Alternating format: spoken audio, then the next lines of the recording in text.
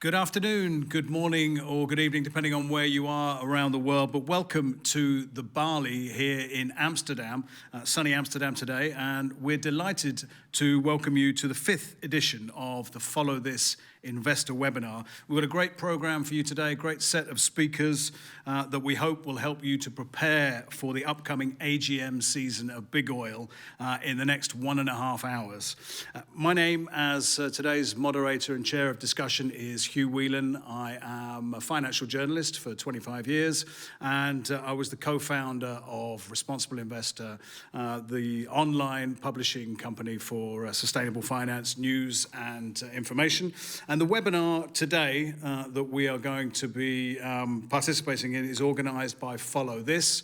For those that don't know Follow This, the webinar today aims to shed light, as does Follow This, on the critical role that investors play in addressing the climate crisis. And Follow This is the prominent shareholder advocacy organization. And this year they've filed resolutions at Shell, BP, Chevron, Exxon and Total Energy, asking those companies to set Paris-aligned Scope 3 emissions reduction targets for 2030. And of course, Scope 3 emissions reduction targets are those that are emissions for when oil and gas is burnt. And that, of course, accounts for over 90% of the emissions of any oil and gas major. So the AGM season where these proposals come to a vote, starts next Thursday with the annual shareholders meeting of BP.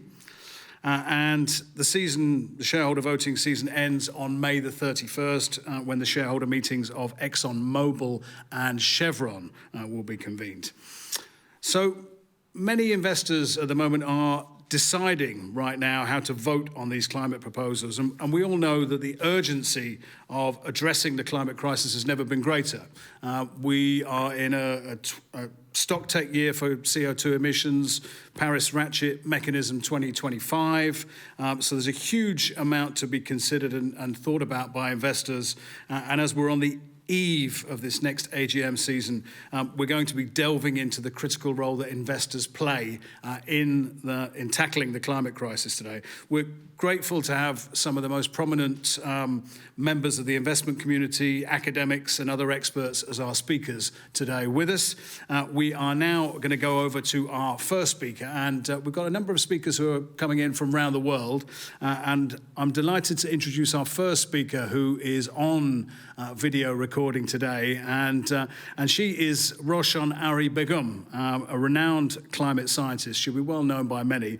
She's one of the lead authors of the Intergovernmental Panel on Climate Change, and Roshan has been at the forefront of climate science for over 2 decades now.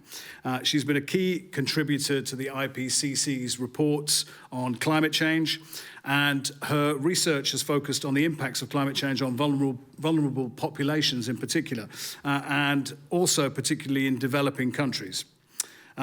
She's been looking at the urgent need for action to address the global climate crisis in those developing countries, and she's going to be sharing with us some of the key finds of the latest IPCC report. Roshan, welcome to the Investor Webinar. It's great to have you here. The floor is yours for your opening presentation, and then we'll come back with some questions to you shortly. Roshan, over to you. I'm so happy to share the IPCC's findings. If anyone asks me to take its key messages from the physical science assessment of IPCC, I would say that one key message is that every ton of greenhouse gas emissions or every ton of carbon dioxide emissions adds to global warming. So that's the key message, shows that how important to limit, how important to reduce the greenhouse gas emission or carbon emissions, which will ultimately limit the global warming. So you can see that this slide shows that the linear relationship between cumulative carbon dioxide emissions and global warming. And if you look at the bottom left-hand part of this figure, that shows that the amount of historical cumulative carbon dioxide emissions are because of the over a century of burning fossil fuel, unequal and unsustainable energy use, unsustainable, the land use, and so on, which led to global warming of 1.1 degrees Celsius. Now we are experiencing. And if you look at the figure that shows that global warming of 1.5 degrees Celsius will exceed, by the next 2 decades. So that the scientific evidence is very clear that we are experiencing within 2 decades, 1.5 degrees Celsius global warming. And if you look at the right-hand side of the bottom part of this figure, it shows that the remaining carbon budget that is basically is getting small and small over the years. And the data shows in 2020 that the global warming, the 500 gigaton of limiting global warming to 1.5 degrees Celsius. This data is for 2020. And if we are now in 2023, so I guess definitely the simple math calculation shows that definitely we are less than, I would say less than 500 gigaton. Maybe we are around 400 gigaton because every year on around we are emitting around 50 gigaton of carbon dioxide emissions. So this shows that how important to achieve the Paris Agreement of limiting global warming 2 degrees Celsius or if possible 1.5 degrees Celsius. So let's go to the second slide. As we know, the IPCC's latest report of synthesis report of six assessment report. It has been released last month, and the figure, you can see the figure shows that the future emissions depends on how seriously we address the climate change, how seriously we take climate actions. You can see the right hand side, the climate scenario is getting deep red and red. That means very, very high temperatures we are going to face. And then the figure also shows that it depends. You can see the generations from the before 2020 and also after 2020. So the choice and decisions made today and also the next few years will decide about our future and that of the generations to come. So it depends on the decisions. It depends on the choice, all the actors we are taking today and within the few years. So which is really important to limit the global warming according to the Paris Agreement. And then, as I was contributing to the IPCC's working group 2, which is impacts, adaptation, and vulnerability for the fifth assessment report, where we can see that again, if you ask me to take one key messages from this IPCC's working group 2 reports, I would take that every increment of global warming that results in rapidly escalating the risks and hazards, okay, and which causes huge losses and damages, which causes widespread adverse impacts and increasingly dangerous impacts and vulnerability to ecosystem, to people and community in every corner of the world. So that is huge and severe risks and impacts we are facing due to the climate challenges. And to me, it is very scary when we look at these risks and impacts as disproportionately affect to the most vulnerable people and regions. So that is like, as a social scientist, our research shows that populations who are, demographically sensitive, such as elderly and young people, such as marginalized communities, and the peoples or settlements who are living in a low-lying coastal areas, who has a low level capacity of, the financial resources and others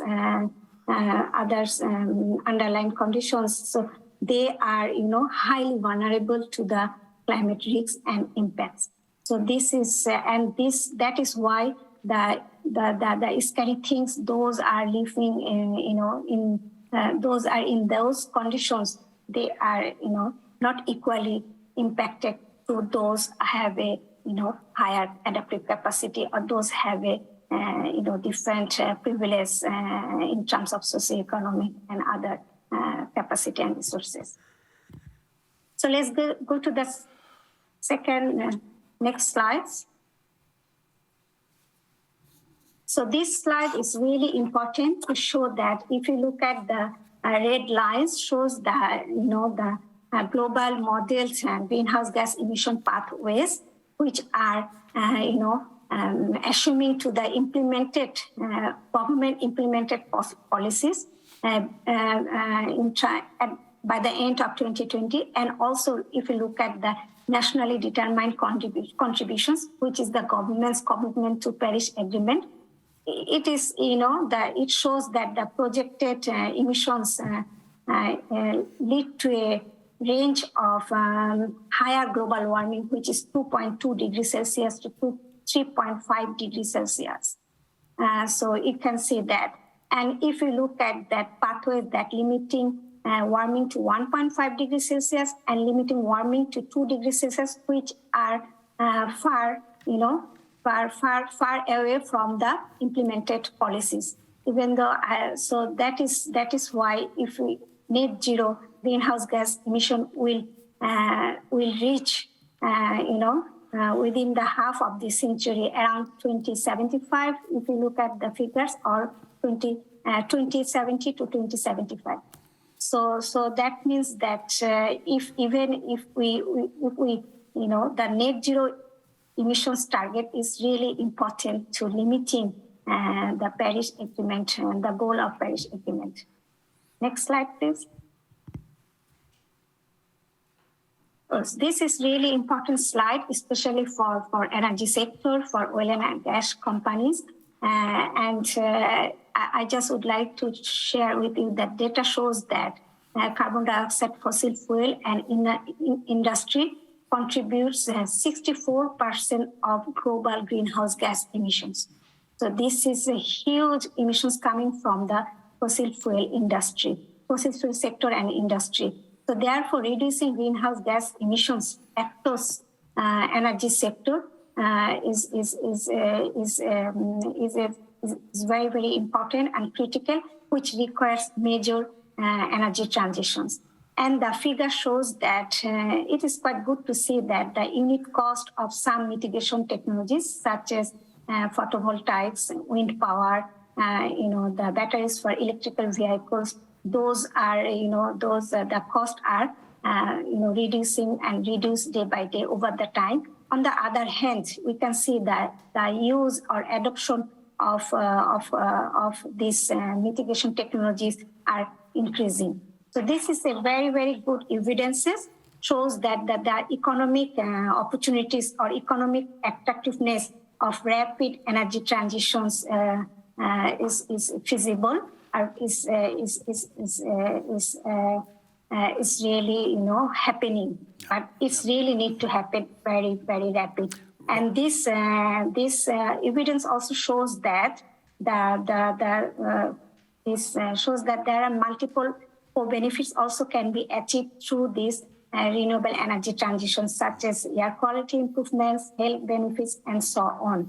You can see that in the slide that you can see that there is a huge gap between financing and investment, especially in mitigation and also adaptation. Absolutely. So adaptation actions. Roshan, we're going to have to leave it there, unfortunately. But that's a fantastic place, I think, to segue into our following speakers, because this gap in financing, both for mitigation, adaptation, and financing of renewables, is enormous, as we know. And thank you very much for giving us a really good introduction and overview of the work that the IPCC has been doing. And apologies from our side for the delay in getting the slides up, but And thank you to you for being with us so late in the day where you are. So, and our apologies again. We're going to have to move on to our next speaker, though. So we'll, just for reasons of time,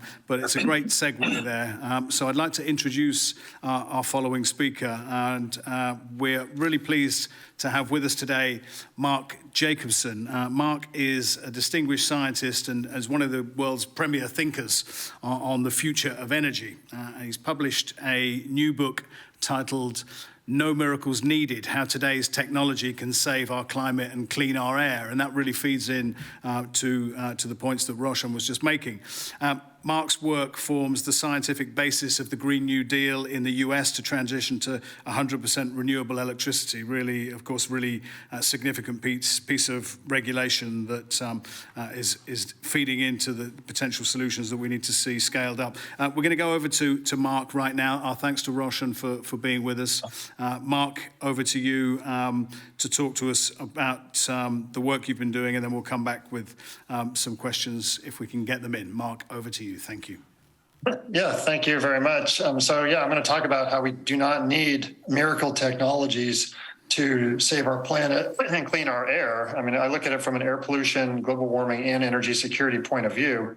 And by transitioning to clean renewable energy, we eliminate all three problems from the energy sector. So the idea behind all our plans is to electrify all energy or provide some direct heat and provide the electricity and some direct heat with wind, water, and solar. So there are four main energy sectors. There's electricity, transportation, buildings, and industry. So for transportation, for example, we go to battery electric vehicles for all passenger vehicles and most mid-sized vehicles. Some long-distance heavy transport would be hydrogen fuel cell. For industry, we go to electric arc furnaces, induction furnaces, resistance furnaces, dielectric heaters, electron beam heaters, and even heat pumps for high-temperature industrial processes. These all run on electricity. They're all existing technologies. For buildings, we'd go to air source or ground source or water source heat pumps for air heating, air conditioning, water heating, even drying clothes. Those are just much more efficient than natural gas or any type of combustion heating. In terms, they use 1/4 the energy on average. And we provide all the electricity for all these sectors with just onshore and offshore wind, solar photovoltaics on rooftops and in power plants, concentrated solar, geothermal electricity, also some geothermal heat, hydroelectricity, tidal and wave power. And of course, we need storage because the wind doesn't always blow, the sun doesn't always shine. But there are many types of electricity storage options already: concentrated solar power with storage, pumped hydroelectric storage, existing hydroelectric dams, batteries, flywheels, compressed air storage, gravitational storage of solid masses, and also hydrogen fuel cells for some storage. For heating, cooling storage, there's already water tank storage, there's ice storage, there's underground storage in boreholes, water pits, aquifers. You can store heat and building materials. And we'd also use hydrogen for non-grid applications for storage too, for steel production, ammonia production, and for long-distance transport. So we've developed plans for 145 countries of the world, representing 99.7% of all world emissions. And in those plans, we've looked, can we keep the grid stable if we electrify all energy sectors in all of these countries and provide that electricity with just wind, water, and solar? So in 2018, the end-use demand in all these countries was about 13.1 trillion watts. That's expected to go up to about 20.4 trillion watts in 2050. If we electrify and provide all the electricity with wind, water, solar, that goes down about 56%, down to about 8.9 terawatts. And why is that? Well, because battery electric and hydrogen fuel cell vehicles are more efficient than internal combustion engine vehicles. That's about 20.5% reduction. Electrifying industry saves about 4.3%. Using heat pumps instead of combustion heating is about 13.6%. Eliminating all the energy used to mine, transport, and refine fossil fuels and uranium is another 11.3%. And then end-use energy efficiency improvements beyond business as usual, another 6.6%. So without changing our habits, we can reduce energy demand by 56% just by electrifying and going to clean renewable energy. And this results in significant cost savings. By the way, you might ask, well, how much land would it take to electrify the whole world like this? We calculate about 0.53% of the world's land. And this is be new land needed for wind, solar, and mostly wind and solar primarily, because, for example, offshore wind doesn't take up new land. We're not adding any new hydro. Rooftop solar doesn't take up new land. So we're talking about utility solar and wind are taking up this new land. Well, what does it cost? Worldwide, it's about $62 trillion. The US is about 9 trillion, Europe's about 6 trillion, China's about 13 trillion. So this would be a cost of a Green New Deal across the world, about $62 trillion. But because you save so much money, the payback time is on the order of 5 or 6 years. I'll give you an example of this. Right now, the world spends about $11 trillion per year on energy. That's expected to go up to 18 trillion per year by 2050.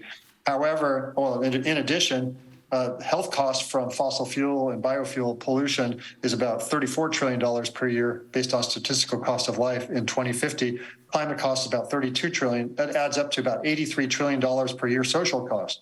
Meanwhile, if we electrify and provide electricity with wind, water, solar, we get rid of the health cost, we get rid of the climate cost, and our energy cost goes down 63%. 56% because of the reduction in energy use, and another 15% because of the cost per unit energy reduction. So it's 63% lower energy cost, 92% lower social costs, going to 100% clean renewable energy for all purposes. So, and we create more jobs, 28 million more long-term full-time jobs than lost worldwide, and we'd eliminate 7 million air pollution deaths, require only 0.53% of the world's land. We'd slow and reverse global warming. We can keep the grid stable. We did grid stability tests throughout the world to see if we can keep the grid stable. And we reduce these energy and social costs tremendously. So, Mark, Mark, you just made a brilliant whirlwind review of the technologies that are available. What's your sense when you get you hear the pushback from oil companies that this isn't achievable? You know, the arguments that are trotted out against what you've just said.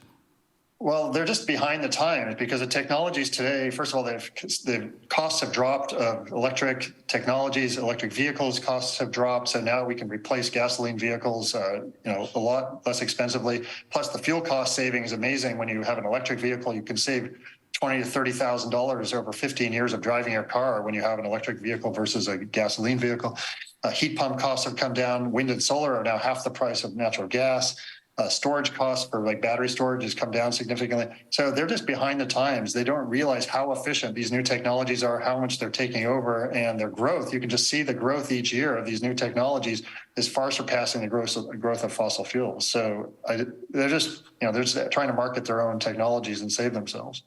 And what about maybe the question that a lot of investors will be asking themselves? We've got a lot of investors tuned in today. Can you make the same kind of money that they've been making from the incumbents in fossil fuel profits, effectively? Is that something that investors can realistically be expected to exchange? Yeah, well, so we're going to see a growth. I mean, there is going to be a transition for sure. It's only a question of how fast that transition is. So either the investors are going to be part of that transition or they're going to be left behind with these stranded assets, because in each year, they're more and more, not only are the technologies, the new clean renewable technologies advancing so quickly, but there are more regulations that are pretty much preventing new fossil fuels from being implemented and actually requiring existing fossil fuels to be replaced. So you're going to have a lot of stranded assets, and so it's better to jump ship now. And we can see with just how much new employment there will be, that this growth of these industries are going to be so huge that they're going to be missing out. Investors will be missing out unless they jump on board with the new technologies. What about that classic question of intermittency, that you can't provide enough energy at all times? And that's usually one of the key arguments that's pushed against certainly renewables transition. Yeah, that's a major myth. There are 9 countries in the world that are 100% renewable in their annual average, well, even continuously. And there are another 3 countries that are like 92%. And then there are several other countries that are very close. California last weekend on Sunday was 100% renewable, just wind, water, and solar. There's already battery storage. Like in California, there's 12% of the peak electricity during all months except summer is already powered by batteries. There's 3.3 gigawatts of batteries already installed, and this is just half of that's in the last year.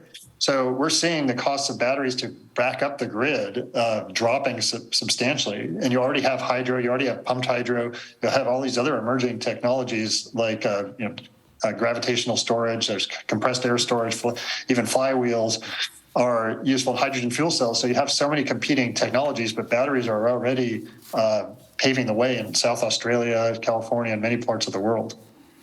Great. And give us a sense, we've got a couple of minutes left, give it a sense of where you think we are in the energy transition. I mean, do you see, what kind of time frame are we talking about in your view? Where are we now on that time scale, and where are we in terms of demand for fossil fuel? I mean, we're in a strange period at the moment of a highly huge spike in oil prices, of course, as a result of the conflict, the war in Ukraine. But what does that mean for the transition, and where are we right now in effectively the shift that you've just outlined? Well, where we need to be is an 80% transition in all sectors by 2030 and 100% by no later than 2035 to 2050 timeframe. And there are some countries that are very far along in their electric power sector. As I mentioned, there are 9 countries that are 100% renewable already in the electric power sector, but there are others that are like at 2 or to 5%. Then most countries are in between. But the problem is electricity is only 20% of all end-use energy. We need to electrify transportation, we need to electrify industry, and also buildings. And there's fewer policies and less action. That's where we need to focus our efforts. But we do have the technology. I think the biggest drawback, though, is there's now push by the oil companies and also all fossil fuel companies for these technologies that are not useful one bit, like carbon capture, direct air capture, non-hydrogen electrofuels, and even blue hydrogen. These are all proposed technologies by mostly fossil fuel companies to stay alive, but they increase air pollution, they all increase energy insecurity, they hardly reduce carbon if they do at all, and they just prolong our problems. And also bioenergy, small modular reactors, geoengineering, these are all either proposed technologies that they're really slowing us down. Like half the Inflation Reduction Act is going towards these technologies. We need to focus on what works. That's clean renewable energy, namely wind, water, solar, batteries, electric vehicles, heat pumps, electrified industry, energy efficiency, things that actually are proven and work. We have 95% of the technologies we need. We need to focus on those and not get distracted by things that don't work. Great, Mark. Thank you very much indeed. We are going to move on to our next speaker now, but thanks for an absolute whirlwind overview of where we're at in the potential for technologies to transition right now. Great to have you here with us. We are going to go over now to our second Mark of the day, Mark Campanale. Mark is here with us in Amsterdam. Great to have you here, Mark. Thanks, you. We, just briefly, for those who don't know Mark, and I'm sure many of you will, Mark was amongst the first, probably even the first, to warn the fossil fuel industry about the potential for stranded assets way back in 2011, and Mark Jacobson just referred to that. Mark Campanale is the founder and executive chair of Carbon Tracker, which, for those of you who don't know, is a non-profit financial think tank that's been at the forefront of the movement to align capital markets with the goals of the Paris Climate Agreement. Mark, talk to us about where we're at with oil majors at the moment in terms of their alignment to, or non-alignment to, the Paris Agreement, and are we seeing oil majors actually shift in any meaningful way? Thanks, Hugh. Last week I was at an energy analyst retreat at the home of John D. Rockefeller, the founder of Standard Oil, and in the basement of the conference center was a car that he bought, which was an electric car made by the Detroit Electric Company in 1906. This particular model was dated 2016. And you can look at the electric battery. So we ought to look at it. And we're trying to figure out whether the energy density of a Tesla electric vehicle today was obviously much denser than what they had nearly 100 years ago. So there was a point in time in history where you could either have had an internal combustion engine car using a liquid fuel, or you could have had an electric vehicle. Well, we know actually what happened. What actually happened was that electric vehicles 100 years ago got killed off, and we've had this same technology that hasn't changed very much. Well, the difference with today is the industry now has a competitor. It's the electric vehicle. And I had some colleagues at CERAWeek, that was, the gathering of all the oil and gas analysts in Houston, the other month. And the one big glaring elephant in the room that no one wanted to talk about was the fact that electric vehicles are going to kill the very industry that the oil and gas sector is dependent upon, which was liquid fuels primarily in transportation, but also competition with renewable energy in fuels for power for power, principally in the form of gas. I've seen some of the assessments that the oil and gas companies are using, and they're expecting EVs to take very small market share. And yet just this week, the Financial Times has reported that the Inflation Reduction Act in America will mean by 2030, that's 7 years away, nearly 70% of all US car sales are going to be electric vehicles. And Fatih Birol, there is this thing up on, the slide up on the screen, is saying that that they reckon that the current rates of EV growth, we're going to lose around 5 million barrels of oil a day. Why is that figure so important? Is the COVID figure, we lost around the same amount, 5 to 6 million barrels of oil a day. Oil prices went into negative territory briefly, and oil prices tumbled down to $10, $20 a barrel. Now, the companies are laughing all the way to the bank, and they are this year. $600 billion of excess rents extracted from consumers, essentially, by the oil and gas industry, paid out as dividends and share buybacks. Just within a few years, with oil demand being killed, we could enter a period again of low oil prices, and that will just eliminate the super profits for the industry. What we've got, let's be clear, the ban that we're seeing in European cities on the internal combustion engine, that's another way of banning oil. Okay, we've not had that. Everything changes now because of technology. We heard from Mark Jacobson, it's getting cheaper. It's just cheaper and more reliable to drive an electric vehicle. So the transition is on. The problem that we face, and that we analyse at Carbon Tracker, for those who pick up our research, is the oil and gas industry is not prepared for this shift. They're not prepared for the speed of the transition. And actually what they're doing is they're planning billions of dollars, tens, if not hundreds of billions of dollars of unneeded capex in LNG facilities, pipelines, refinery capacity for the plastics that apparently everyone's going to be buying that we don't think people will be buying.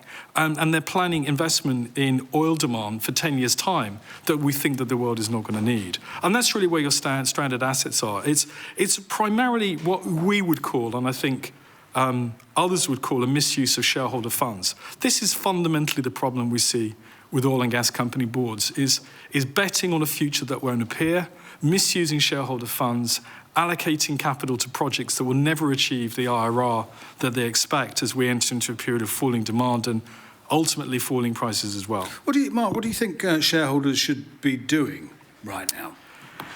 Yeah, well, why aren't they responding to this? You've been putting out this research. I think the last few years, to be fair to shareholders, initiatives like Climate Action 100, the calls from the UN Secretary General on the race to zero, the TCFD, the advisory board I'm on, GFANZ, the Glasgow Finance Alliance for Net Zero, is we're all aligned with these goals in net zero, is they've got to get companies on a path to net zero. And if you're in the oil and gas sector, you cannot be getting to net zero if you plan to double production of oil and gas. You can't wriggle your way to net zero by producing more oil and gas. And as we heard from Mark Jacobson, the technologies they are proposing, direct air capture, carbon capture and storage, reforestation through nature-based solutions, are not going to allow any real space in any increase in the remaining carbon budget to 1.5 degrees or 2 degrees. They're betting that the answer is going to be some sort of magical unicorn technology that will solve the problem. I think investors believe that, though, don't they? Well, I don't that's think what they're showing at the moment. That's what they're being told by the companies. But when you say to the companies, well, hang on a second, the technology of the internal combustion engine versus the EV is not winning. Now, you add on the cost of direct air capture or carbon capture and storage, that just makes them more uncompetitive. Who do they think is going to pick up this cost? I've been in a room with the oil and gas executives where they pleaded to policymakers and shareholders to say governments should pay for the cost of carbon capture and storage. And in some countries, they are. I mean, this is just another subsidy on a dying system. And so this will be clear. What Carbon Tracker is hoping companies will do is essentially contract to grow. Don't invest in new projects. Don't expand production. Begin to cut back on production. Net zero essentially means, ultimately, halving and then halving again the use of fossil fuels. Up on the screen, so just to remind people viewing in on this, Carbon Tracker, what you're looking at is stock exchange by stock exchange, okay? And where you're looking is the reserves of the the oil and gas reserves and coal reserves of those companies listed on those markets. What you're seeing there is the first piece of research we did in 2011. We found that listed companies alone, remembering that governments own the majority, there's 700 gigatons of CO2 in the reserves of the world's listed companies. Let's roll on 10 years. Carbon Tracker did Unburnable Carbon 10 years on. You can download it from carbontracker.org. We found that there's today 1,060 gigatons of CO2 owned by the likes of Shell, Exxon, and BP. The financial markets are becoming more carbon intense, not less, for all these claims for net zero and TCFD this and GFANS that. The reality is financial markets are becoming more carbon intense. And you can go through the exchanges through the report. And just to remind us, the largest IPO in the UK last year was an oil and gas company. It happened in the middle of the COP. That was the fossil fuel industry's middle finger to the climate negotiations during the COP, just to remind everyone who's really what's going on. Let's get down to that point, Mark, because I mean, you talk a lot to investors, and it seems like they're not getting that message. What do you think concretely they should be doing? We're here. Of course, we're here for the follow there's an old saying: if you're on a hole, stop digging. In the last 10 years, there's been 2,500 coal, oil, and gas IPOs. I think if you're committed to net zero, you've got to have a moratorium on oil and gas IPOs and a moratorium on bond placements. Trillions of dollars have been raised through the debt markets over the last few years for oil and gas, and through the equity markets. Certainly 600 to 700 billion has been raised in the last decade. So stop digging a hole. And regulators should be looking and scrutinising the prospectuses in detail to say, hang on a minute, if we can't burn what's already listed on the world's exchanges today, why are letting even more companies list on the market? It just doesn't make any sense. And that's a message we've been making very clearly to regulators. I hope there's another slide coming after this. I hope so, yeah. Let's try and get that other slide up. But so just to run through very quickly, you've got plans around the world to increase production. And these are the forecast to 2030s based on a 2019 baseline of increases in production. And in the blue lines, you've got, along the bottom, you've got companies, you've got your Occidentals and your ENIs and your Saudi Aramco, is already sanctioned projects. And we know about projects which they plan to do. If we can go on to the next slide, which sets this out. I'm afraid this is going to need a little bit more explanation. We've looked at the capex of all the world's majors, so we're forward-looking. We want to know what their investment plans are, and we want to test whether they are Paris-aligned or not. And we use what we call a cost curve, so we stack the lowest cost projects go first, are the ones that come out to the market first. The highest cost projects are the ones that don't, and the Saudis have the lowest cost projects. So in the yellow there, because they've got the lowest cost projects, in effect, most of Aramco's oil and gas will come to market. In the orange, you've got projects which are planned, which will get you to 1.65 to 1.7. And in the red, you've got your 1.7 to 2.5 degrees. If you look at the blue lines, look at how many companies, look at where Shell is. I mean, look at where some of these are, the Chevron and Total. A huge amount of their planned investment takes us way beyond 2.5 degrees. I mean, if you've got companies saying we're trending to net zero, you've got to look at the data.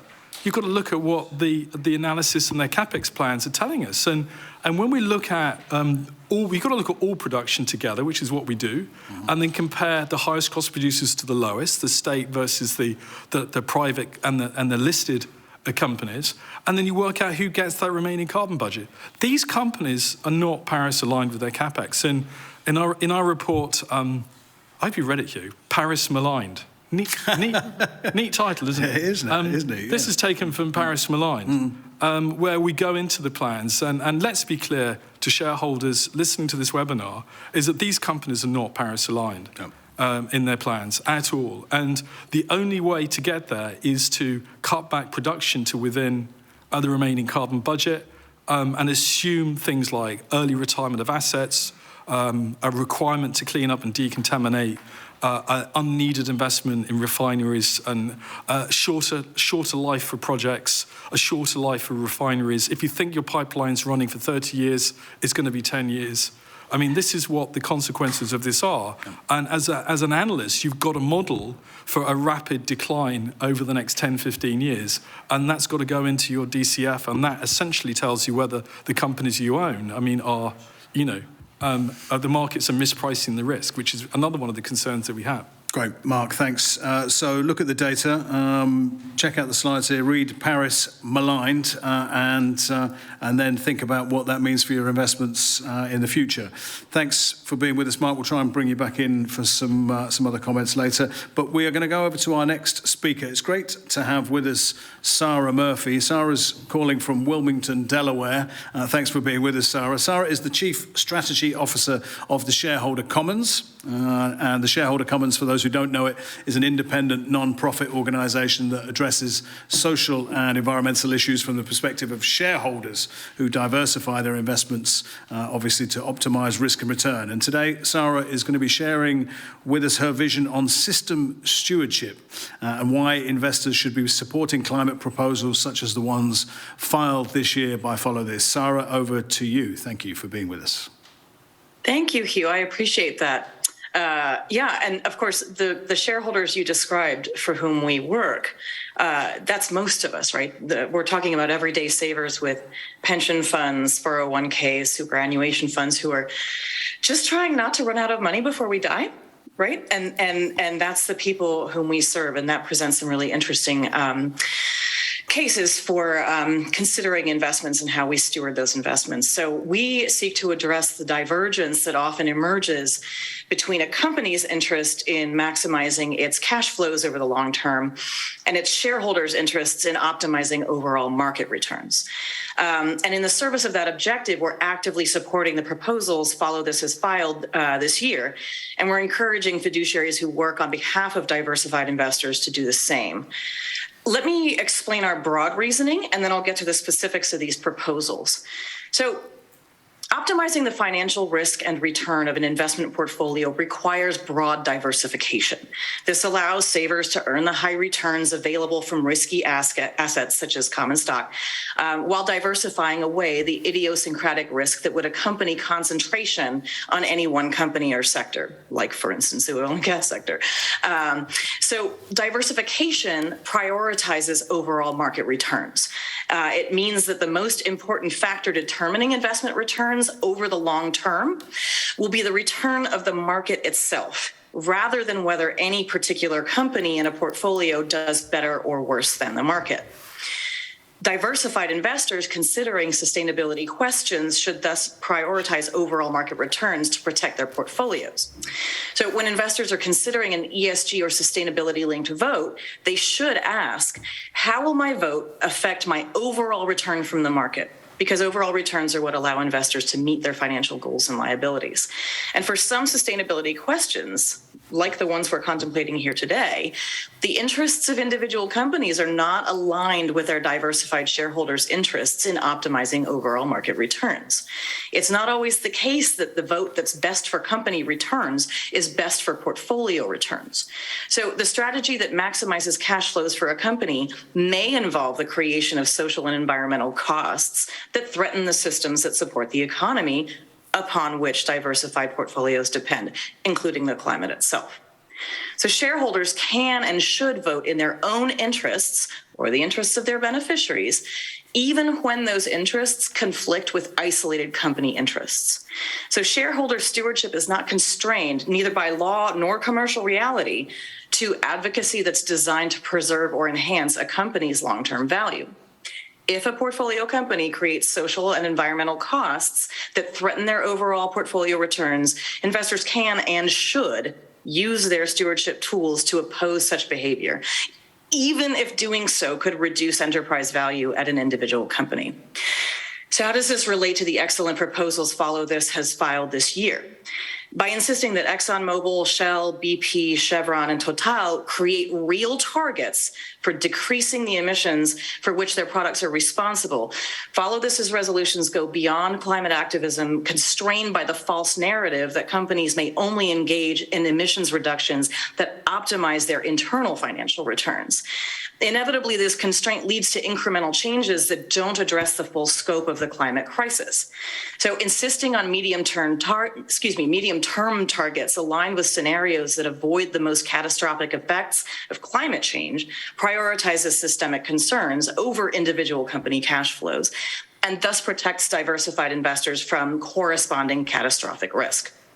The target companies have directed a tremendous amount of time and energy toward persuading their investors that the climate action Follow This proposes would be harmful to the company's bottom line. And they've attempted to create the illusion that any reduction in hydrocarbon exploitation that reduced corporate sales or profit would therefore be bad for investors.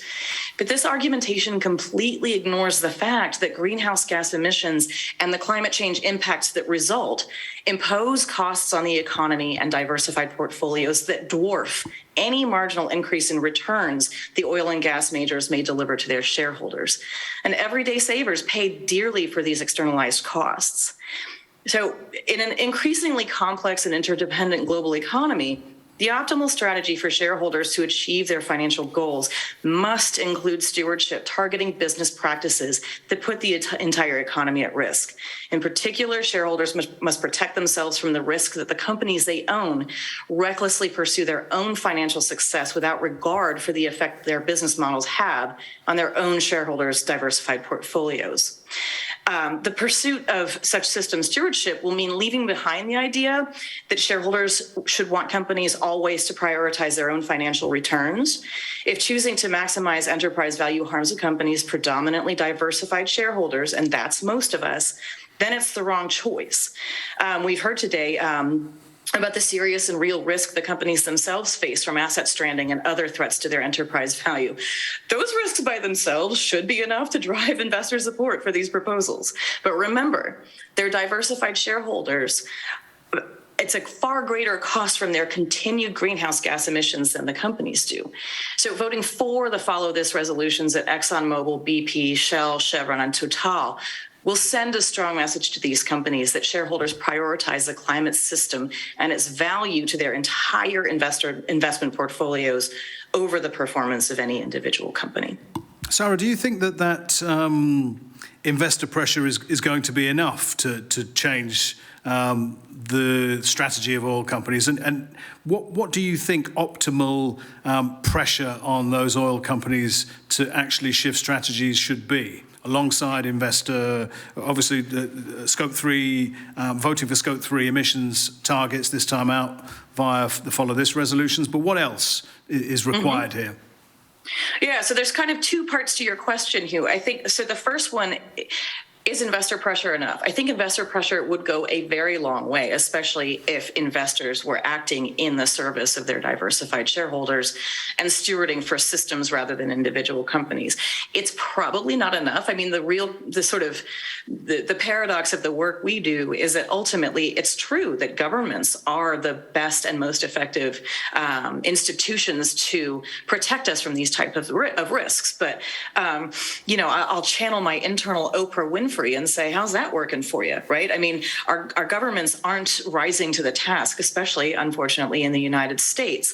And so we think, though, that there's precedent for investor action spurring regulatory change, and we would hope to see that happen here as well.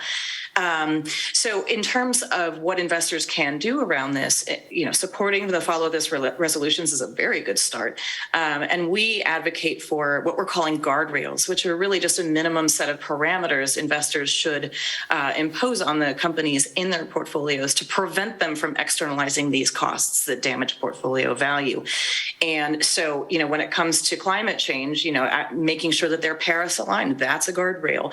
And for companies that don't adhere, we should see investors voting in favor of these shareholder proposals, but also voting against the directors at companies that fail to steward their companies within those parameters. So it's kind of a whole suite of stewardship prerogatives that investors should be exercising. Okay. And do you have a sense of where investors are at, the investors that you talk to, in either supporting the resolutions that are on the table at the moment or adjusting their own strategies in terms of both engagement and action on big oil majors? We're seeing progress in the right direction. I'll certainly say that. I think that there's a greater awareness to this, but this is definitely an uphill battle, not least because all of the incentives within the financial management industry are geared toward rewarding individual company value as opposed to stewarding for portfolio value, potentially, even if it sacrifices individual enterprise value. We don't have incentives, particularly in remuneration for portfolio managers and so forth, that align with that strategy, even if it would be better for investors, right? So this is still early days when it comes to thinking in these terms. And of course, then we also have situations. Mark Campanale raised some of the coalition efforts, including things like the CA 100+, and we know that unfortunately, what we see in those engagements is the stewardship team of a given investor will go to an oil and gas major and make one set of requests of that company, and then right behind that stewardship team comes the portfolio managers from the same institution, asking them to do quite a different thing. Drill more, dig more. And so these companies are getting, frankly, really quite mixed signals. And I think that's because those engagements haven't yet, those investors haven't internalized the fact that drawing down on greenhouse gas emissions to Paris alignment is actually financially better for their clients and beneficiaries. And we have to really take that on board to make this work. Yeah, that's a great place to end on, and thanks for being with us today, Sarah. Great set of messages there. We're going to go over to our next speaker now, who is going to talk about where investors are at and the work that Follow This is doing.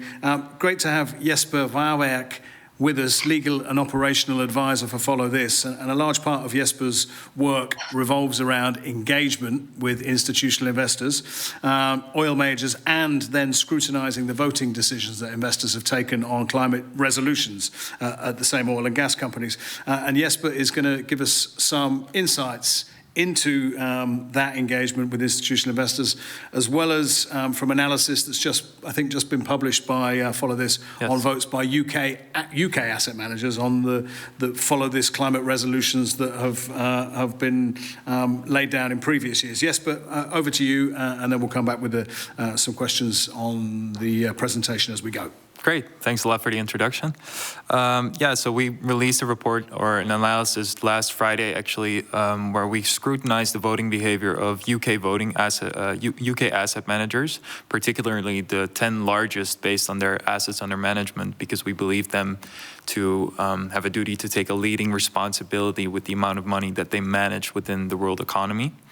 And the reason that we focused on the UK was also because of their geographical closeness with companies like BP and Shell, and the fact that we're seeing a sort of shift in the sentiment in the UK, which is similar to what has happened in other jurisdictions, which is an increasing pressure on asset managers to take the responsibilities that they have for managing the money of their institutional clients. In the end, the money, like Sarah explained, that is ours, the money that we invest in our pensions. And the reason why we focused on our resolutions and zoomed in on them is because we believe there are a lot of reports coming out each year on the overall performance of asset managers on climate resolutions.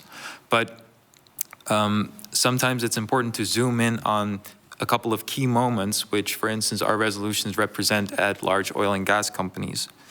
And while the votes show a lot of data, it's also interesting to look at the rationales, which are sort of the decisions underlying the votes that these asset managers take for voting for or against a climate resolution, because they can explain a bit more nuance behind the votes and the reasons for them.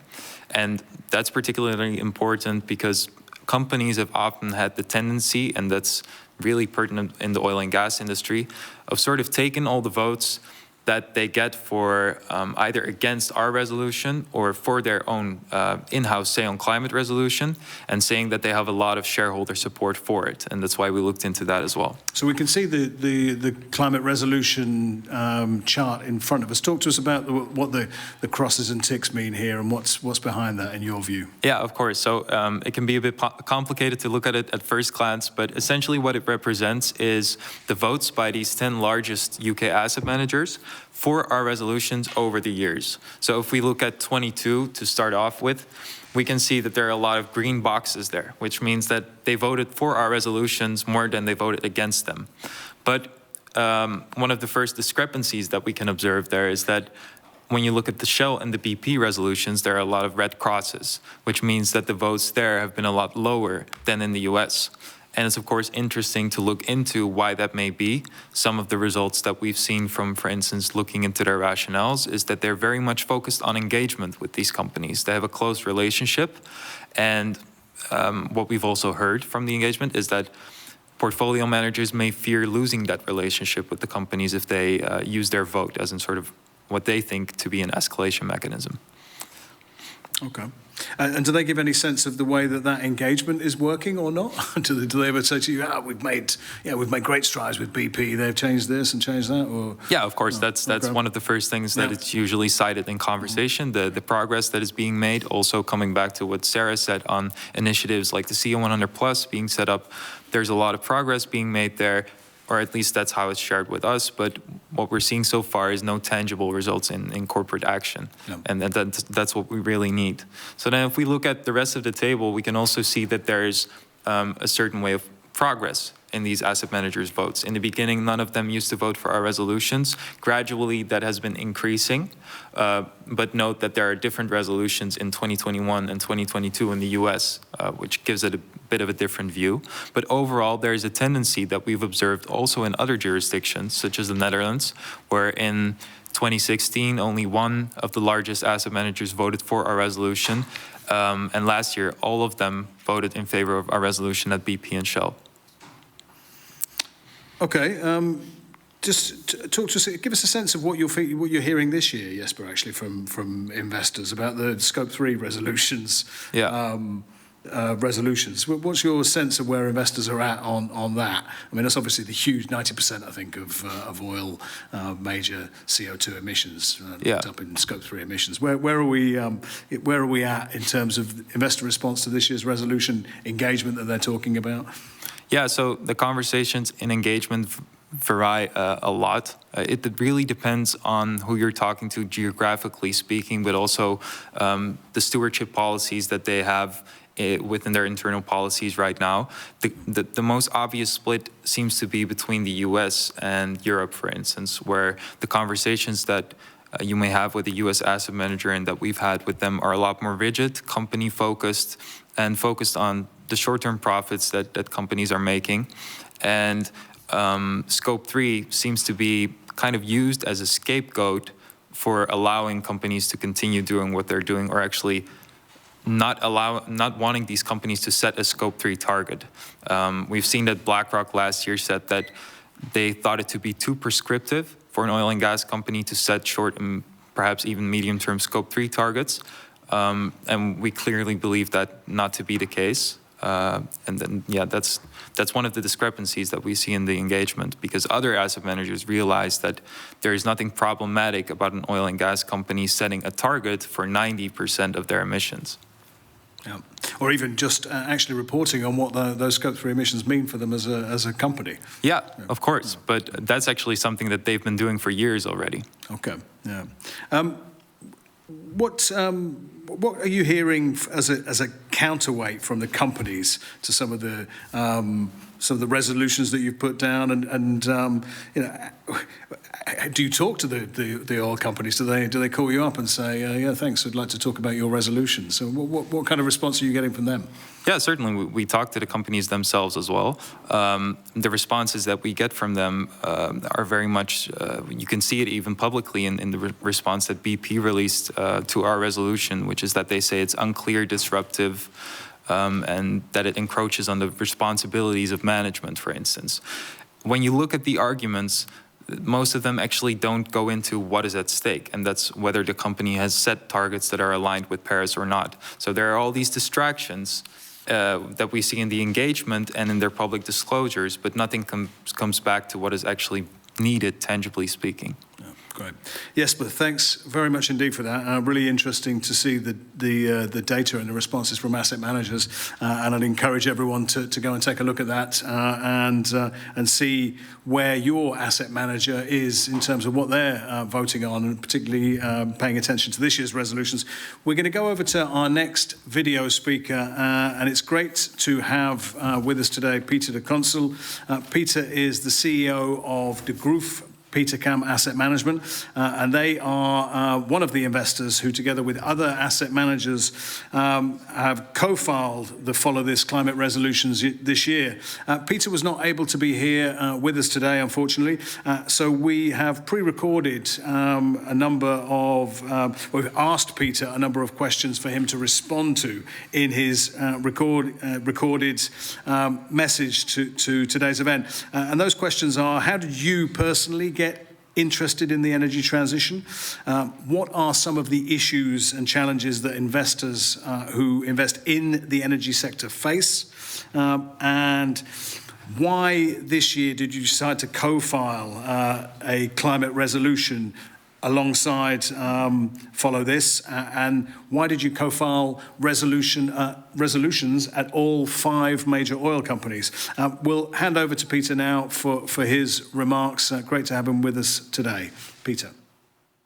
Reading into books about energy from Václav Smil or Robert Bryce really learned me a lot about the need for energy and electricity, and therefore, because of that growing need, about doubling nearly every 2 decades, we really had to listen and express ourselves more in terms of the requirement for transition,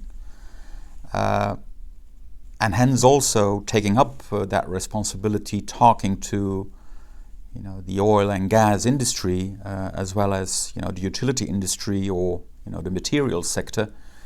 I would say the heavy sectors that are responsible for a great deal of greenhouse gas emissions. It has all to do about solving this energy trilemma. First is, of course, energy affordability, energy reliability, the provisioning that energy has to come to households and corporates in order to house buildings and provide corporates with the electricity needed to run their plants or run their services. But the third, next to reliability and affordability, is sustainability. I think the 3 issues that need to be addressed, sustainability is addressed the least.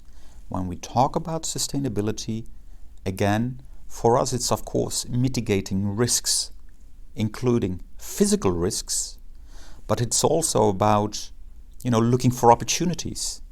So the oil and gas industry has used science for all those decades in order to come, where they, I would say, very successful sector indeed, but they should use science in order to become sustainable and well, and diversify their portfolios, into technology and into assets that will enable to achieve global emission reductions that we will have to achieve. So a resolution by ways of asking for more stringent scope 3 targets is an essential tool. It's an essential tool. So we're going over to the third question that we asked Peter, which was why they'd decided to co-file the resolution this year with Follow This. Well, again, we decided to co-file because there is a certain sense of urgency. For the moment, our available carbon budget, so to speak, over the next 10 years is about, between 400 and 500 gigatons, as we emit currently between 40 to 50 gigatons a year. In order to allow global temperature not rise beyond 1.5 degrees, versus the pre-industrial age. So the urgency is one thing. Another element is that the science is clear. The science is clear that we have to act, otherwise the physical risks, but also our overall risk as investors in companies and countries, will be impacted. And on top of it, regulation and policy objectives are clear. So as a regulated entity, it's part of our fiduciary duty to act and to participate to, I would say, to finding answers with respect to the climate change challenge. Well, effectively, because we have to create a level playing field. Every oil and gas company out there, or every coal-producing company still out there, I would say, should be addressed. So it's not by cherry-picking company A, B versus C. No, we should effectively create this level playing field and address to all actors, main actors involved. And we asked about the Scope 3 emissions reduction targets for 2030. When we take the oil and gas industry, Scope 1 and 2 account at a global scale in terms of emissions for about, let's say, 9 to 10%, maybe 11, and there is maybe a few percentage points error in that. However, when we look at the downstream, midstream and upstream impact it has across suppliers and distribution, we believe that oil and gas Scope 3 accounts for about 30% plus of all global greenhouse gas emissions. So Scope 3, with all its complexity in, I would say, compiling, measurement, the use of proxies, the use of industry averages, it's clear that there is a bit of a pushback because of this complexity. However, the International Sustainable Standards Board should be our ally in making and that we progress in our ability to measure Scope 3.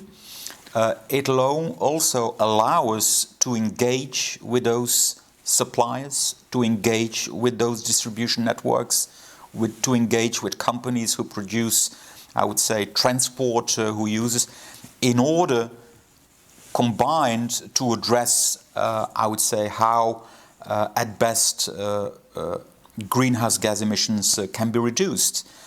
So including Scope 3, looking at companies across sectors and not particularly the oil and gas sector, accounts for about 65 to 95% of emissions. So not excluding Scope 3, we would fail achieving any objectives that have been set out there. We asked Peter what would he say to investors in big oil who are considering whether to divest from the industry? We as well, we use the instrument. But we use the instrument because it's an instrument of last resort, so to speak. And when the evidence is clear that the activities and or the behavior of companies is not aligning with our principles of sustainable investment, then we exclude. What's equally important is effectively through the resolutions and our voting engagement that we speak up. And voting is effectively a process once a year, but effectively it's a process that should continue with the companies involved through a credible engagement effort. And here I want to really,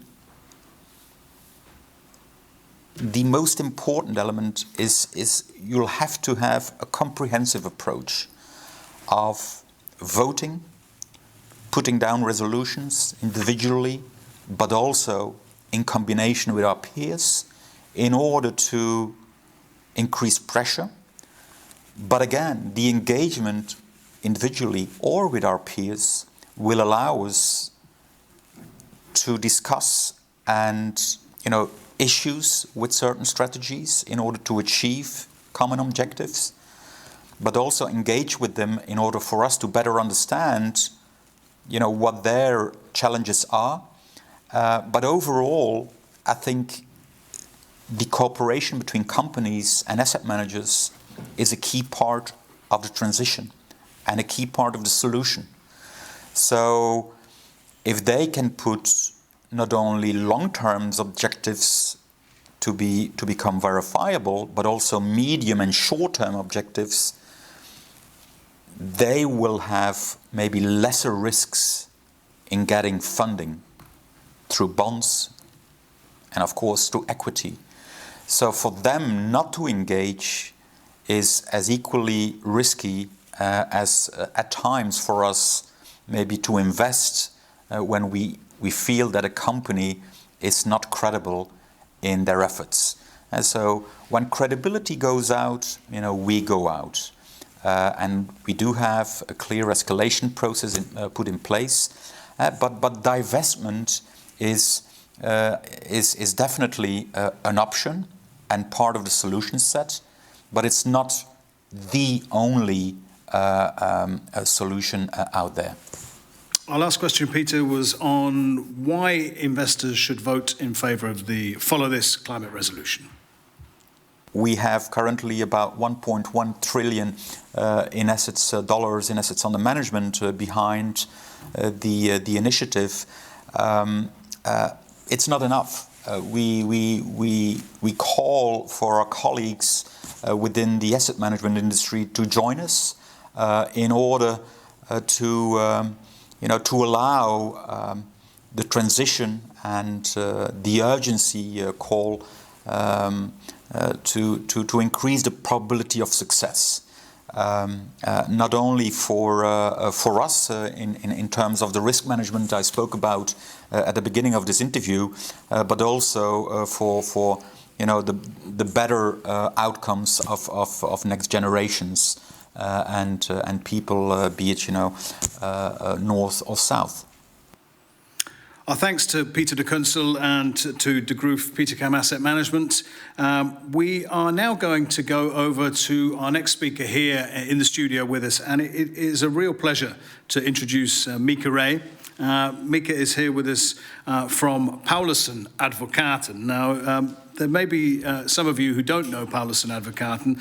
They're very well known in the Netherlands and internationally now, principally certainly in terms of this discussion, for the work that Mieke did as part of the group that won what many people will know as a landmark case against Royal Dutch Shell that requires the company to reduce its carbon emissions by 45% by 2030. This was a huge case here in the Netherlands courts 2 years ago now, so it's been some time. And Mieke is going to be sharing with us some of the key takeaways of that court case and where we're at now. Mieke, over to you. It's great to have you here with us. Really looking forward to hearing about where we're at with the Shell case and your work. Thank you. Thank you so much, Hugh. I'd like to start with a couple of introductory remarks. And first of all, by reiterating what is at stake here. So the human rights of billions of people are at risk as a result of climate change. And this is already happening today. And all countries in the world have agreed that global warming should be limited to 1.5 degrees to avoid or mitigate the most dangerous risks and the worst effect of climate change.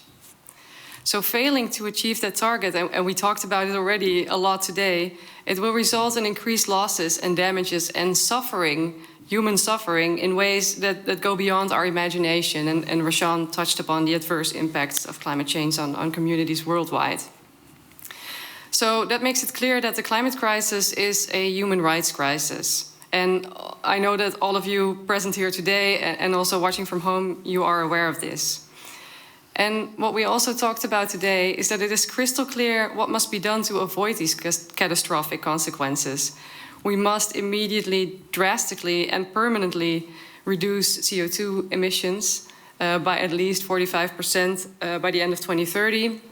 And again, all countries in the world have confirmed that this must happen in the Glasgow Climate Pact. However, the largest emitters and those that finance them refuse to deliver their fair share in this urgent global effort. Emissions reached a record high last year, and the largest fossil fuel companies refuse to bring down their absolute emissions in the short term, and they continue to develop new oil and gas projects. And again, we are all aware of that today, and what does that mean from a legal point of view? That's where the Shell case comes in. Like you mentioned, almost 2 years ago already, a Dutch court held Shell legally responsible to deliver CO2 emission reductions or risk civil liability for violating a duty of care and for contributing to human rights violations associated with climate change. And for Shell, that resulted in an order to reduce worldwide Scope 1, 2, and 3 emissions by at least 45% in line with the global average. And in the judgment, the court gives explicit guidance as to what can be expected from Shell in order to comply. Before we go into the further detail about the court case, I think it's important to mention 2 key takeaways from this. And the first one is companies and investors, they cannot hide behind governments to delay their action because they have an individual responsibility to act. Governments also recognize that they are unable to solve the climate crisis on their own. They have been calling for the private sector to deliver their own contribution. And regulation is therefore no silver bullet. So as one of the speakers mentioned earlier, without the contribution of the private sector, it simply will not be possible to close the emission gap to 2030. And we need companies and investors to have the wisdom and the courage to act on the duties that this brings. And that was one of the key points of the court decision, wasn't it? Right. That actually Shell can't hide behind government inaction. It actually needs to think about its own legal responsibility, and probably better to try and find solutions in tandem with government there. You know, it's a really fundamental part. It's fundamental, exactly. And that point is also then the second point. It's a call to take the legal risks of climate inaction seriously. So a wave of climate cases first confirmed the legal responsibility of states, and now the private sector is facing its day in court. There are almost 2,000 climate cases pending in the world today, and a quarter of those cases were filed in the last 2 to 3 years. And those cases are increasingly targeting the private sector, and not only high-emitting industries, but also there's ample attention for the role that the financial sector plays in this respect. Because they are an important enabler, of course, of these high-emitting activities. And in addition, it is clear that board members should consider their personal responsibility for the consequences of their decisions in this critical decade.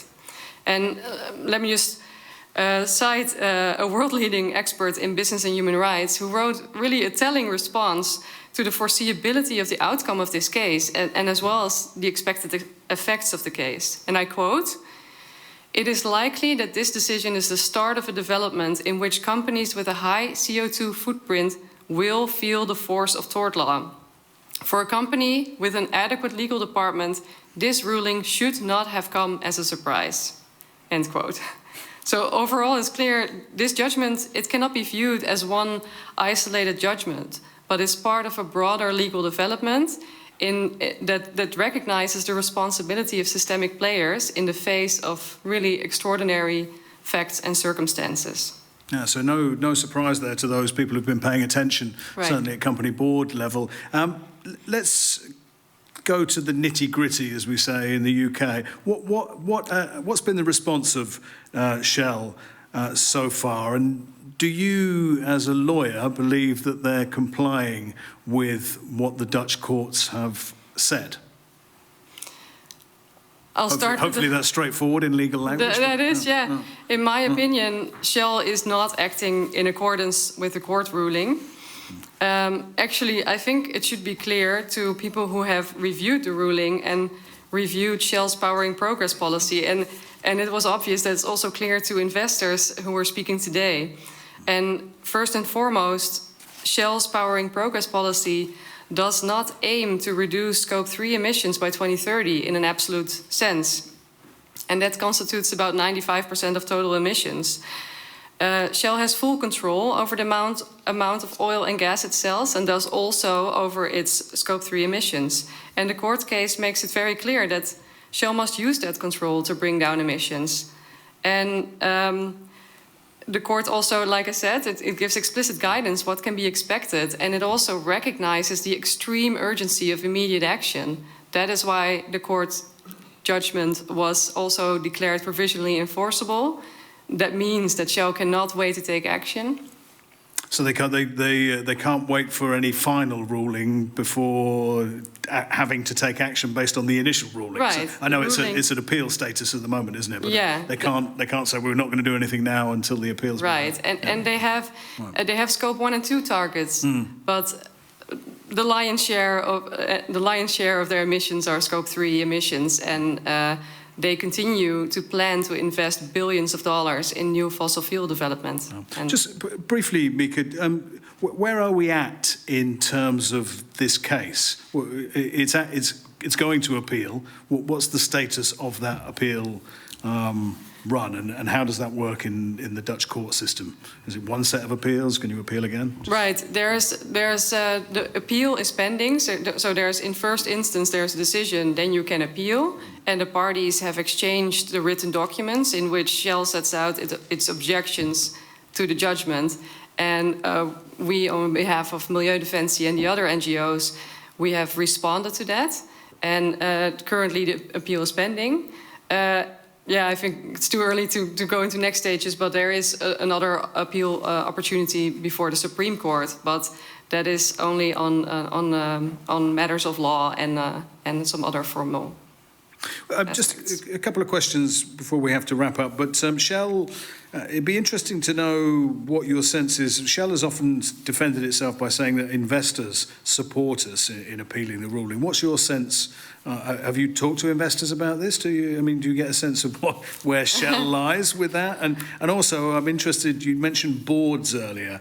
I wonder if you could give us a sense of what the responsibility of the board of Shell is here in terms of this court ruling and potential mismanagement in the future, if there is any. Yeah, so 2 points. First of all, I don't know whether or not investors support the appeal, but it really, from a legal point of view, that really doesn't matter. It doesn't provide a defense or a justification not to act in line with the judgment. And there are also risks involved here for investors. We talked a lot about the financial risks and the physical risks of climate change, but in particular also the risks for their portfolios and their exposure. But also the larger investors are also considered systemic players that could have their own responsibility to bring their portfolios in line with the Paris Agreement. And by voting for Shell's strategy and against the Follow This resolution, be it then at Shell or at the other oil and gas majors, they actually indicate that they don't believe these companies have to be Paris aligned. So that's one important point. And then back to the board. Last year, almost a year ago, we sent a letter warning the board of directors of Shell for their personal liability for not taking the action that is necessary to comply with the judgment. And the reasoning for that is as follows. It's crystal clear, right? It's crystal clear what must be done. It's also included in a court case. And if they fail to reduce their emissions in line with the judgment, it is clear that dangerous climate change, and we fail to achieve the Paris targets, climate change will lead to catastrophic damages. And those damages will occur year after year after year. There will be perpetual damages. And once you know that, and you know that companies will never be able to compensate for those catastrophic damages, there is a real risk that you will become liable next to the corporation as well. Did they text you back and say, can we have a quick call to discuss? Or did you hear back from the board members? They responded. They did respond, They okay. responded, yeah. Okay, all right. Interesting. They Well, disagree, of course. yeah. Okay, I thought that might be the case. All right, well, interesting that they came back and disagreed. So definitely one to watch going forward, as is, of course, the entire case and where we're at in terms of the appeal. And anyone interested, of course, everyone should be interested, should go back and have a read of all the documentation on the court case and the judgment, which is all publicly available. So Exactly, yeah. Highly recommended. Mika, thanks very much indeed for that. Thanks for being with us. We're going to go over to our final speaker. Most of you will know Mark van Baal. He's been leading the campaigns that follow this for, I think, I'm not sure how long, how many years now, Mark, is it? We're in the fifth. 8 years. 8 years, is it? Okay. So let's cut to the chase. You've been engaging with the oil majors on the work you've done already and the resolutions for this year. What have been your conclusions from those discussions and engagements with the oil companies? Yeah, of course, we engage with all the oil companies where we file resolutions. They all want to talk to us, of course, and to be honest, these are quite tiresome meetings for both parties, basically. Because we try to convince them that we have a very friendly resolution that supports them to embrace the Paris Climate Agreement. We help them to get a shareholder mandate to make bold and brave decisions. And they're there to convince us to withdraw our resolution. So after 1 hour, 1.5 hours, then it's we go each other. We're tired and we go our own way because we don't agree with them that they are Paris aligned. And we try to explain this very simple, as you've seen in our SATIF framework. A friend of mine who's a consultant said you need a good framework, a good acronym, and it was quite easy. A friend of yours who's a musician. But, yeah. and I just wrote down what do oil majors need to do to align with the Paris Climate Agreement. First of all, the investors have to tell them they have to take responsibility for Scope 3. That's basically where we come in with our resolution. Then they have to set ambitions, embracing Scope 3. That's what they all want to do, save for ExxonMobil, only in the far future. And then, of course, they need really Paris-aligned targets. And only when they have Paris-aligned targets, they will set Paris-aligned investments. And emissions will go down in line with the Paris Climate Agreement. 45%, around 45% by 2030. None of them is that far yet. Okay. And then, if I may add to that, the high oil prices and the fact that the votes for resolutions went down last year, inflated their belief that their investors want them to go on with this business model for as long as possible. So that's your sense of why investors are voting against the resolutions. Where are you at in terms of convincing investors to vote for the resolutions? I mean, you've had increasing tick up in investor support. Yeah, we started at 2.7%. In the case of Shell in 2016, that was already bigger than all the 99% who vote with management.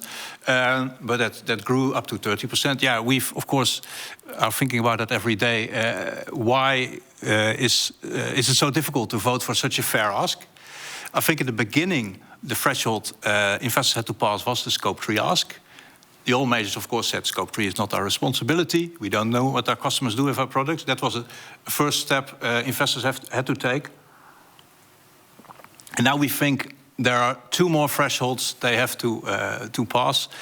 And basically they're both, and Jesper already explained it quite extensively, so I'll try to explain it short. Basically there are 2 fallacies, let's call it false dilemma left. And that's one of them is that engagement and voting are mutually exclusive. That's still a lot of investors agree with us that none of these oil majors are Paris aligned, but they say we do constructive engagement And if we vote for your resolutions, the door will be closed and we don't have any influence anymore. Now, we have to convince them that engagement is only effective if you really vote. Shareholder democracy is the only democracy in the free world where people see voting as an escalation, which we don't agree on. And then the second one is investors also face this false dilemma of that they have to choose between medium-term targets and profits. We think this is a false dilemma. You don't have to choose. The profits today are a result of investments of 15 years ago. So you can take the profits of today from oil and gas and you can invest them in renewables for the business models of 10, 15 years from now.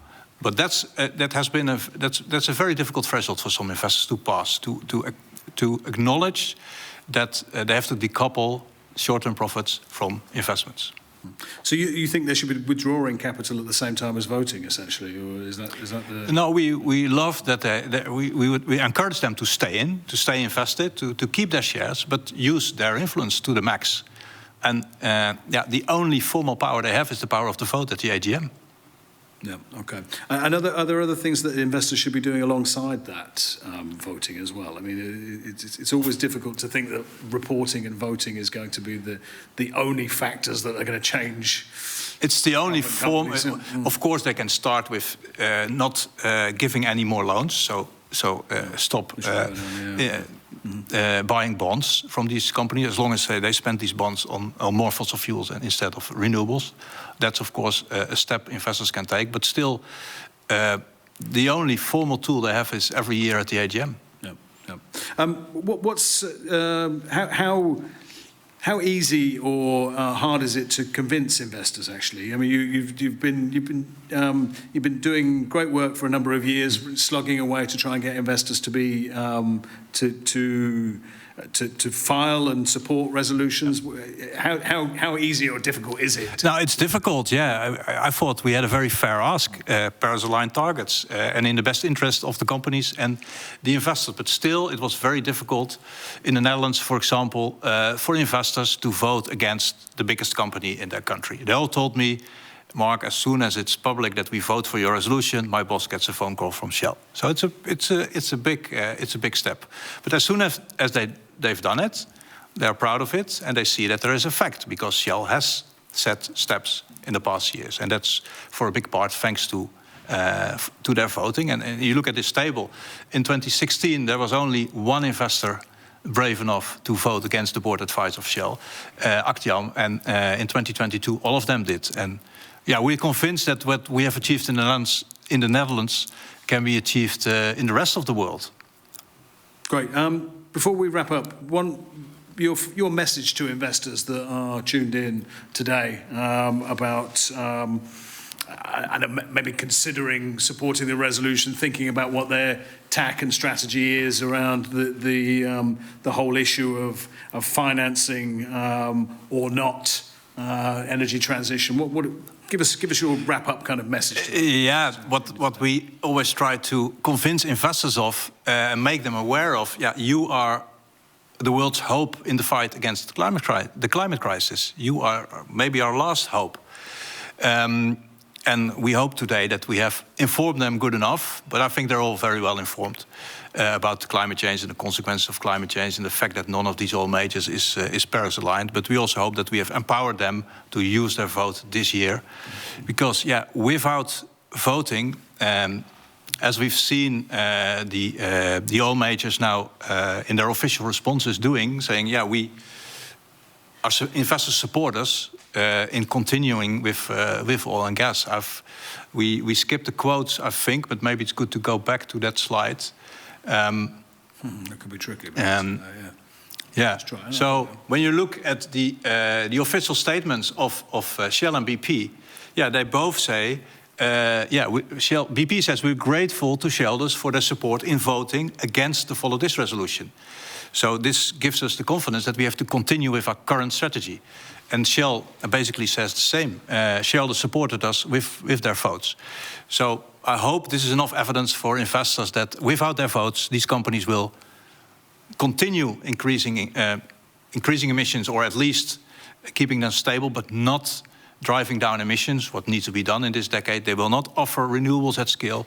And as we've just heard, they even ignore court cases, or they, in the case of Shell, they largely ignore the court cases for around 90 or 95%. They're ignoring the court ruling. So as long as investors are not clear, they will still keep on doing this with the support, while claiming the support of their shareholders. Great, thanks for that, Mark. We are going to end there. Of course, hugely important part of the fight, really, to convince oil companies to change business models, and an incredibly important part of that is disclosure of Scope 3 emissions, as we all know. So please do take a look at the resolution as investors this year at all of the oil majors, particularly Total Energies coming up. And our thanks to you all for being with us today for this investor webinar. We are going to end there, but thanks to you all. Thanks to all of our speakers today for being with us, and we wish you all a very good day. Thank you. Goodbye.